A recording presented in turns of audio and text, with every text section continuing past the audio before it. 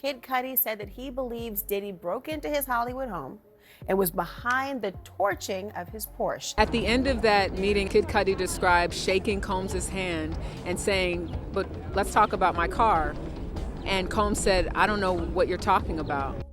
I just want to say thank you so much, man. People have been hitting me up the past week, just checking in, and even today, it really means a lot to me, man. Diddy's trial just took a wild left turn because Kid Cudi stepped into the courtroom and dropped one of the most jaw-dropping bombshells yet. Not to mention how the man pulled up in a leather jacket, avoided eye contact with Diddy, and then proceeded to expose one of the craziest chapters of this whole scandal. And it involves a Molotov cocktail, a destroyed Porsche, and a very pissed-off music mogul over Cudi's alleged relationship with Cassie Ventura. Now, in case you missed it, Cudi and Cassie were low-key dating back in 2011, and apparently, Diddy did not take that news well. This information is nothing new. Cassie had mentioned this before in her bombshell lawsuit, but people were still eager to hear more details about how Diddy's jealousy exploded. Well, literally in the case. So now that Cudi is actually in the witness stand, the whole world is waiting to hear what he has to say. And let's just say he made sure to deliver. Cudi testified that Cassie called him at 6 a.m. back then, pretty much scared for her life after Diddy found out. This statement is directly connected to what Cassie had testified before. Now, in case you forget, Cassie mentioned one particular incident that shocked everyone. Let's call it the corkscrew incident, and let me tell you, the details are horrifying. In her testimony, Cassie shared that Diddy had just come back from one of his many trips, and the moment he touched down, he allegedly demanded that she take part in one of his infamous freak-offs. If you've been following this case, you already know those so-called freak-offs were elaborate, disturbing sex performances that Cassie says she was coerced into, sometimes involving male sex workers in fully staged setups. But this time, Cassie claims that Diddy controlled everything about her life and his staff helped him do it. She also says all aspects of the freak-offs went through Diddy for approval, from how he directed her to finding escorts, at times from Craigslist, to her appearance and what she wore, and even what happened during the encounters with the other men. things took a darker turn than usual. According to Cassie's testimony, during this freak-off, Diddy found out she was talking to Kid Cudi. Yup. She said he discovered an email exchange between her and Cudi's staff over a toiletry bag of all things, and that's when it all went left. Diddy allegedly snapped. She said, "I just remember him putting a wine opener between his fingers and lunging at me." Y'all, a corkscrew. This man allegedly grabbed a corkscrew like a weapon and came at her in a rage. That's not just anger, that's dangerous. After that terrifying moment, Cassie said she grabbed a burner phone, one she had hidden just so Diddy couldn't track her, and called Kid Cudi. She fled to a hotel and eventually went to Cudi's house, clearly fearing for her life. It was one of her biggest attempts to finally cut her ties with Puff. However, things didn't turn as expected. And let's just say it didn't end there, because this is where Cudi's testimony comes into play. Another point that's been important is this relationship with a man by the name of Kid Cudi, in which Cassie, according to the testimony, was taking part in one of these freak-offs when Sean Combs found out that she was, quote-unquote, cheating on him with this man you're looking at right here, Kid Cudi. She was in one of those freak-offs, and then Sean got a hold of her phone and then realized that they had been having a relationship together, and she said that that did not go over very well to say. He revealed that at one point, he and Cassie ran to a hotel to hide, only to learn Diddy had allegedly broken into Cudi's house with an associate. Of course, Cudi was reportedly furious and wanted answers. During his testimony, Cudi shared that on the way back to his house, he called Combs and said, "Motherfucker, you in my house?" To which Diddy answered with, "I just want to talk to you. I'm over here waiting for you." However, the guy was not there when he arrived, but it didn't mean he left without causing a mess. What did he find instead? His Christmas presents had been opened, his dog was locked in the bathroom, and his whole house just felt violated. So he did what anyone would do. He called the cops and filed a police report. Cassie, on the other hand, she ultimately returned to Diddy, not because she wanted to, but because she felt trapped, and mostly because of fear, since someone like Diddy can do anything just in order to take control once more. She told the court she believed she couldn't escape his network of enforcers, and when she came back to try and smooth things over, it only got worse. She testified that Diddy was irate. He allegedly beat her again, threatened to leak videos from the freak-offs, and told her flat out he was going to hurt her and Cudi. And then came the part that had the courtroom gasping. "He kicked me with the bottom of his foot," she said before adding, "Sean kicked me in the back. I fell on the floor and then he left." So after trying to escape, Cassie suggested that she was bruised, scared, and completely isolated and had no choice but to return to her hotel room. And y'all, what she found was disgusting. She said the room was trashed, urine on the floor, feces in the toilet, like someone wanted to make her feel degraded on every level. And just when you thought it couldn't get worse, weeks later, Cudi's Porsche was literally firebombed in front of his home. Yeah, burned up with a Molotov. Cudi straight up said he knew Diddy had something to do with it. It was not something he had to guess. The incident prior was enough evidence for him to believe the puff pulled some strings to harm him. Which is pretty crazy if you think about it. Just imagine if Cudi was inside that car, right? This was the first time Cudi publicly addressed the car explosion incident, and he has a lot more to say about it. For instance, he described how his car looked right after the explosion, saying, "It looks like the top of my Porsche was cut open, and that's where the Molotov cocktail was put in." Photos later shown to the jury revealed the convertible top of the car had been cut open. Inside the car, a Molotov cocktail on the passenger seat. The leather seats, melted. The interior, torched. It was drastic, and just by looking at the photos, you'll know how the person behind it wanted Cudi's death. We saw pictures of the burned out Porsche. The damage was primarily to the driver's side door. You could see where someone had cut in the top of the car and dropped the Molotov cocktail inside of the car. He talked about how he believed Sean Combs broke into his house when he first found out about Cassie. And understandably so. Now, let that sink in. Somebody sliced open the roof, dropped an incendiary device, and set that car on fire.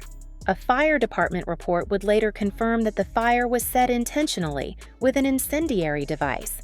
Not just an accident, not some random street crime. Intentional arson. So, if you still think this trial is just about old gossip or he said, she said, think again. Federal prosecutors revealed in a 2024 memo that Combs's co-conspirators set fire to a convertible in 2012 using a Molotov cocktail, matching exactly what happened to Cudi's car. Police and fire officials both confirmed it was intentional, and witnesses say Diddy even bragged about it later. But then again, no charge was filed back then. Cudi mentioned it was well, which just shows how powerful Diddy is. Now let's circle back to Cassie's testimony. She had already warned the court that Diddy threatened to blow up Kid Cudi's car when he found out about them. Back then, people were shocked but still kinda skeptical, especially since no charges were filed against Diddy, despite how Cassie mentioned Cudi low-key knew it was Puff all along. Not just that, she said Diddy threatened to hurt both of them and to leak explicit videos if she didn't cut ties with Cudi. However, now that Cudi is speaking about it personally, people who had been following this case are starting to get goosebumps. Most say that Diddy is pretty much the demon at this point if Cudi can prove all these allegations against him. And just when we thought the courtroom couldn't get any more intense, here comes another twist, courtesy of Kid Cudi. Now, if you've been keeping up, you already know Cudi gave explosive testimony linking Diddy to the firebombing of his Porsche. But y'all, things got even more real during cross-examination, and it had the whole courtroom holding its breath. So, let's get into it. When Diddy's defense team got their shot, they tried flipping the script. They asked Cudi about the investigation into the car bombing, and Cudi confirmed that, yes, DNA was collected from the charred remains of his Porsche. But what did he hear back?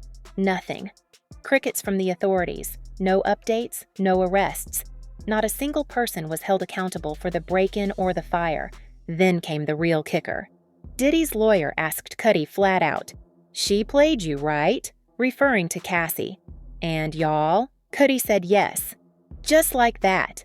But don't get it twisted. Cudi wasn't throwing Cassie under the bus, because on redirect, he explained exactly why things ended between them. The drama with Diddy was just too much to handle, and let's be real, the man said he was worried for his life. Cudi told the court that he truly feared for both his safety and Cassie's, because in his words, "I knew Sean Combs was violent." Testified that on December 11th, around 5:30 or 6 a.m., Cassie called him sounding nervous, scared, or stressed. She said Diddy found out about them and she gave Diddy Kid Cudi's address. She was terrified, not knowing what Diddy would do, so he picked her up and took her to Sunset Marquis Hotel because he thought it would be off Diddy's radar. And when he talked about that meeting with Diddy at Soho House, where Diddy denied knowing anything about the Porsche getting torched, Cudi wasn't buying it. He looked that man in the face and thought, he's lying. Now, after all of that, after testifying in one of the biggest celebrity trials of the decade, Cudi took to Instagram to share a quick message with his fans, and you could feel the emotion. He said, "This is a stressful situation. I'm glad it's behind me." He thanked everyone who had been checking in on him, showing love and holding him down. "You guys are the best. I love you all," he said. And honestly, that vulnerability hit different. But wait, there's more. Because Cudi also shared the moment he and Diddy came face to face with each other, and the tension was thick. It was in a hotel in LA, and Cudi did not waste any time and asked Diddy point blank, "What about my car?" And y'all, Diddy gave him the coldest look and said, "I don't know what you're talking about." That part. "And we were homies, you know that's my girl." To which he replied to Diddy saying, "I thought you two were broken up," and then he said Cassie entered the room. She apparently told the both of them, "We fell in love, things happen." Cudi said it was like talking to a Marvel supervillain. Calm, collected, creepy. He also detailed how Diddy looked, saying, Sean Combs was standing there, staring out the window with his hands behind his back, like a Marvel supervillain. It seems almost everyone got the reference because court reporters shared that several jurors and many courtroom spectators laughed at the description. He said he reached out to Diddy because things were getting out of hand and he wanted to talk. They agreed to meet at the Soho House in LA, and when he walked in, Diddy was already there. He was standing with his hands behind his back, staring out the window like a Marvel supervillain. At least something light happened because as Cudi continued his testimony, the tension continued to grow thicker. And if you're wondering, yeah, Cudi said he believed Diddy had something to do with the firebombing. Yup, Cudi said that in court, and everyone gasped. The judge even had to tell the jury to disregard the comment, but the message was loud and clear.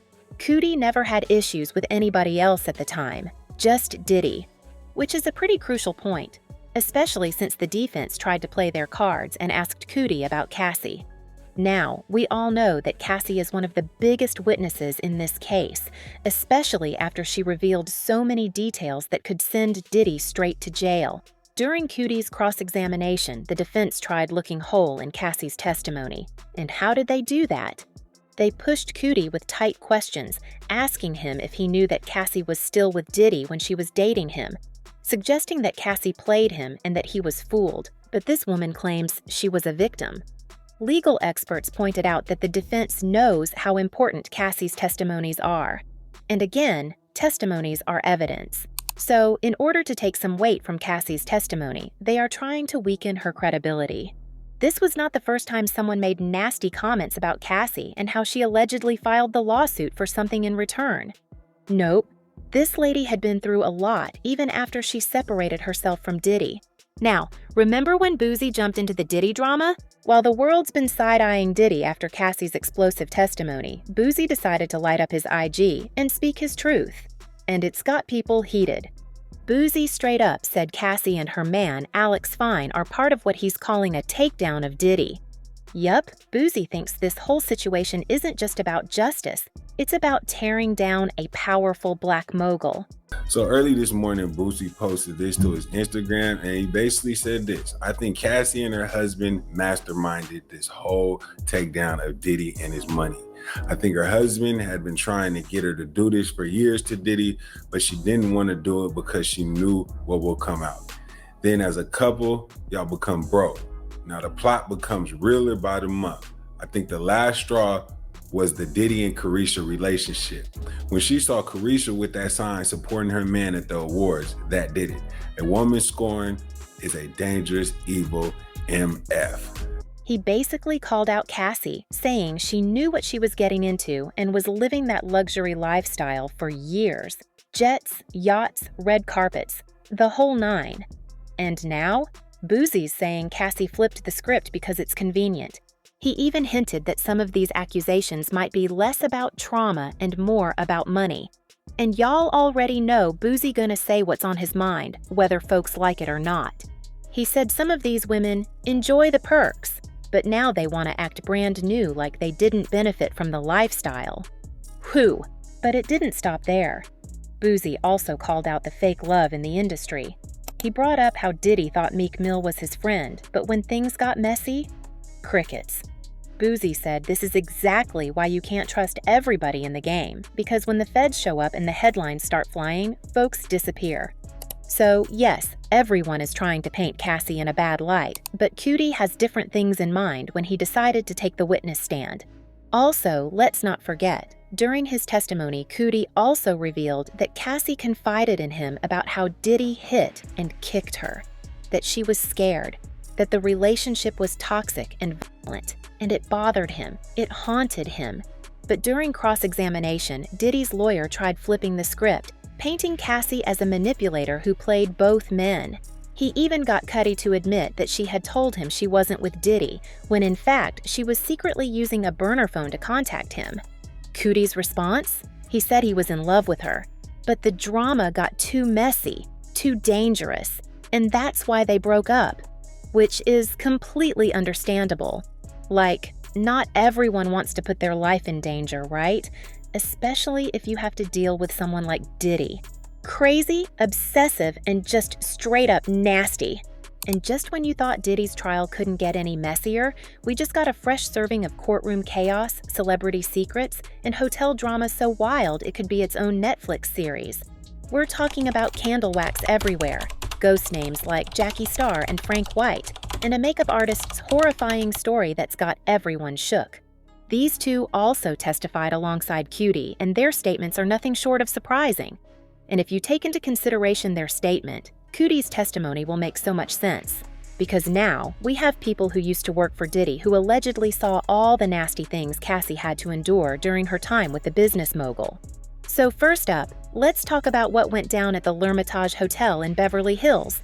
And trust me, this ain't your average 5-star guest drama.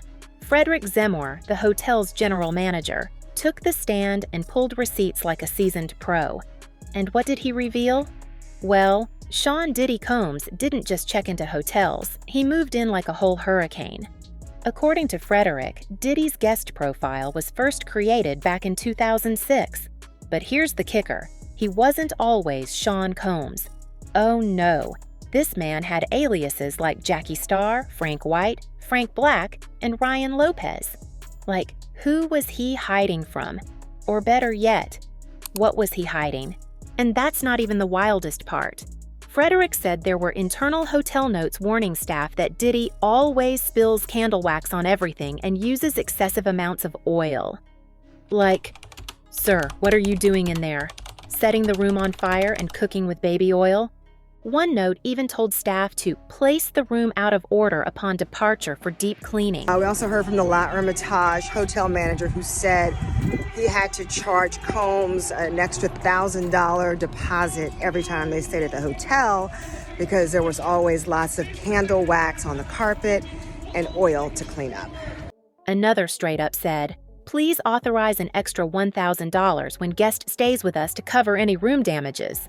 Y'all, this ain't just messy, it's greasy candlelit chaos.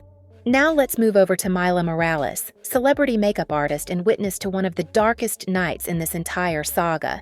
Her testimony was tied to a 2010 incident after a party at Prince's house, an event Cassie also spoke about in her earlier court appearance.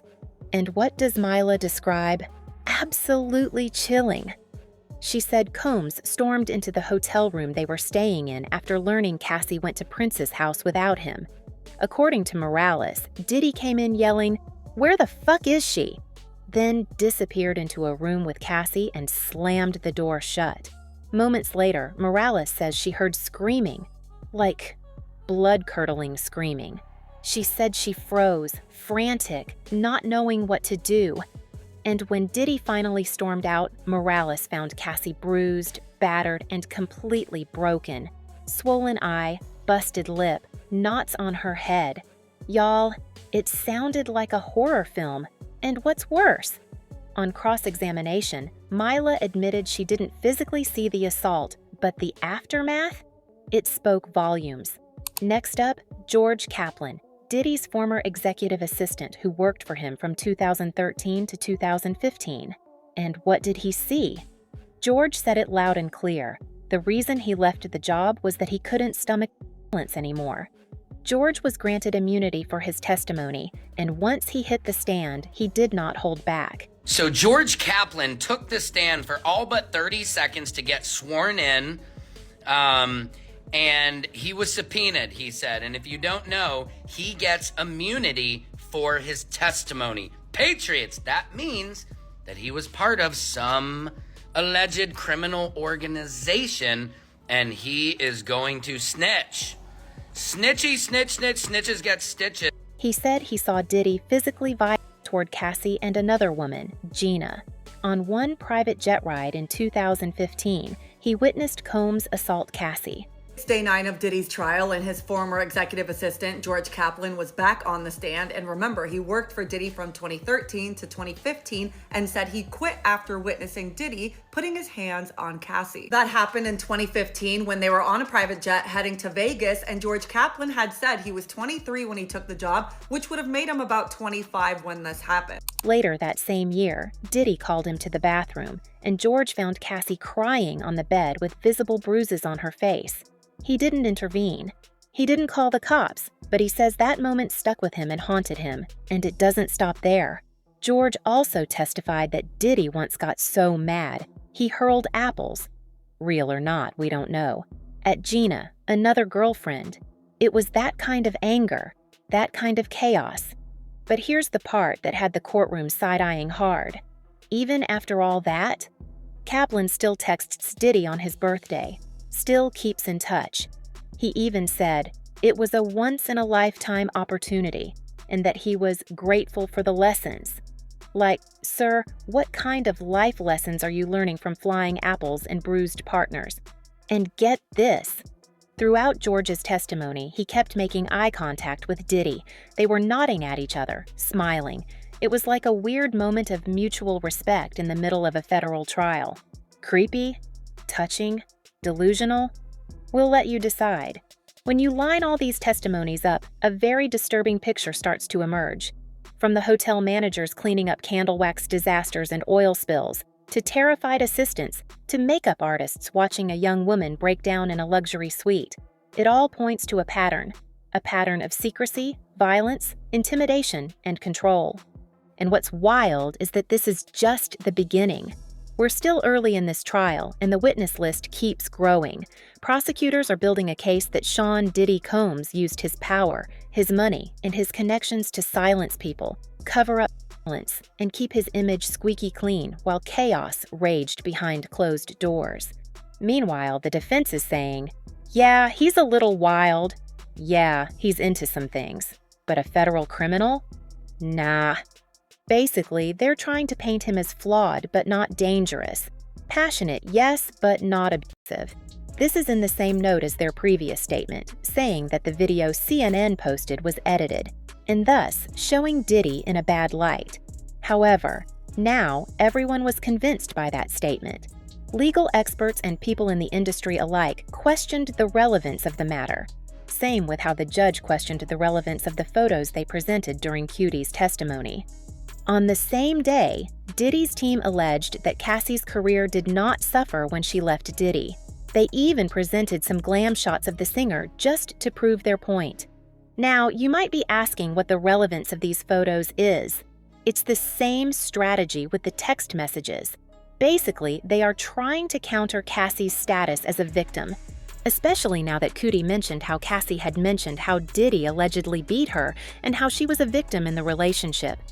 by putting these photos for the court and the jurors to see, Diddy's team is doing demolition work. However, people are saying that with Cudi's testimony added with the people who used to work for Puff, it's a difficult thing to do. And let's just say that people have a lot to say about the matter. One fan wrote, "This could explain those mental health issues Kid Cudi was going through a few years ago," pointing out how these entire ordeal did not just affect Cassie, but also Cudi. That's just how crazy Diddy is. Another one said, "Diddy needs to rot in prison for his crimes. Money can't buy your way into heaven. Morals, standards, and laws need to be upheld no matter who you are." Look, we don't know how this trial's gonna end. But one thing's for sure, Diddy's carefully crafted image is crumbling fast. From hotel aliases and candle wax disasters to violent outbursts and traumatized witnesses, the stories coming out of this courtroom are jaw-dropping. And if even half of it is true, it's over. Keep your notifications on because this story is far from finished. More testimony is coming, and if the past 2 weeks have shown us anything, it's that Hollywood's darkest secrets don't stay buried forever. Also, don't forget to share what you think in the comments down below.